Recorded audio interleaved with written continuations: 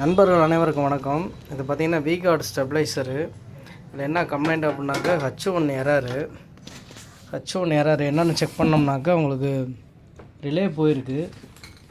எந்த ரிலேன்னு பார்த்தீங்கன்னாக்கா இந்த இருக்குது பார்த்தீங்களா, ஃபஸ்ட்டில் இருக்கிற இந்த ரிலே மாற்றிட்டோம். இப்போ இந்த ரிலே தான் போச்சு. இது மாதிரி எரர் வந்துச்சுனாக்கா இந்த ரிலே தான் போகும். மேக்ஸிமம் நீங்கள் பார்த்துட்டு நீங்கள் வந்து சேஞ்ச் பண்ணிக்கலாம். இந்த வருங்க மாற்றியாச்சு. இப்போ மாற்றிட்டு இப்போ நம்ம வந்து ஆன் பண்ணி பார்ப்போம். இது வந்து 12 வோல்ட் ரிலே பார்த்திங்கன்னா தெரியும். 12 வோல்ட் டிசி ரிலே ஏன்னா இப்போ சேஞ்ச் பண்ணியிருக்கோம். ஓகே, இப்போ வந்து நம்ம வந்து ஆன் பண்ணி பார்த்துருவோம்.